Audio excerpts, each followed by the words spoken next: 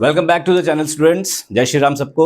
आज हम अपने नेक्स्ट क्वेश्चन में चलेंगे। हमारा इंटेक्स क्वेश्चन नंबर 11th। ठीक है, पढ़ लेते हैं क्वेश्चन को। क्वेश्चन क्या कहता है और उसके बाद इसको सॉल्व करते हैं।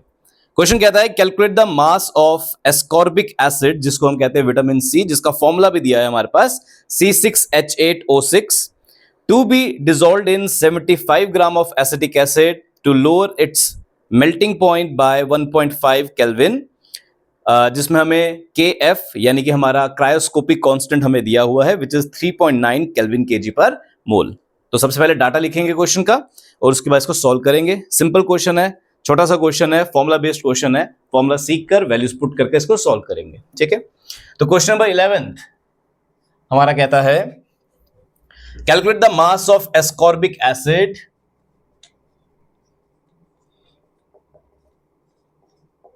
जिसका फॉर्मूला हमें दिया हुआ है C6H8O6। ठीक है, इसका हमें गिवन वेट निकालना है और एज वी नो फॉर्मूला से हम इसका मॉलिक्यूलर वेट निकाल सकते हैं। थोड़ी देर में इसको निकालेंगे। ठीक है, आगे चलते तो कहता है to be dissolved in 75 gram of acetic acid. हमें एसिटिक एसिड भी दिया हुआ है जिसका फॉर्मूला आपके पास होता है CH3COOH, राइट। इसका गिवन वेट हमें दिया है जो कि है हमारे पास 75 gram and to lower its melting point by 1.5 kelvin. ठीक है, तो हमें यहाँ पे बोल रहा है कि to lower its melting point by 1.5, तो हमारे पास यहाँ पे डेल्टा TF दिया हुआ है विच इज 1.5 केल्विन। ठीक है, लास्टली हमें क्रायोस्कोपिक कांस्टेंट की वैल्यू दी है जो कि है हमारा KF which is 3.9 kelvin kg पर मोल। ठीक है जी, तो जो डाटा हमारे पास अवेलेबल है वो सारा का सारा मैंने आपके लिए लिख दिया है। एस्कॉर्बिक एसिड दिया है जो कि डिसॉल्व किया गया है एसिटिक एसिड में, तो एस्कॉर्बिक एसिड हमारा सोल्यूट हुआ इसलिए मैंने WB लिख दिया। एसिटिक एसिड हमारा सॉल्वेंट हुआ इसलिए WA लिख दिया।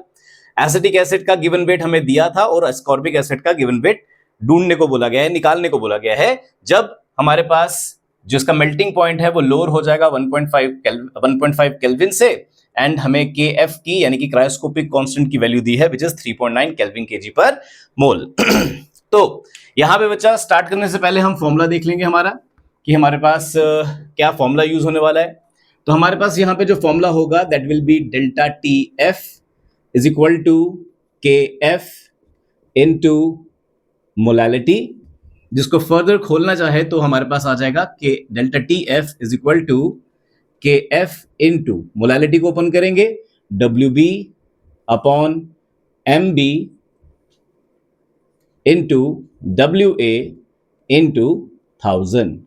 तो ये हमारा पूरा फॉर्मूला रहेगा delta TF is equal to KF into WB into 1000 upon MB into WA। ठीक है, यहां पर हम फॉर्मूला में देख सकते हैं कि हमें यहां पर MB की जरूरत है, तो इसलिए molar mass of the solute हम निकाल लेंगे और मोलर मास ऑफ सोल्यूट हमारे पास आ जाएगा 12 into 6 plus 8 into 1 plus 16 into 6, जो कि हमारे पास कैलकुलेट करके आ जाएगा 176 ग्राम।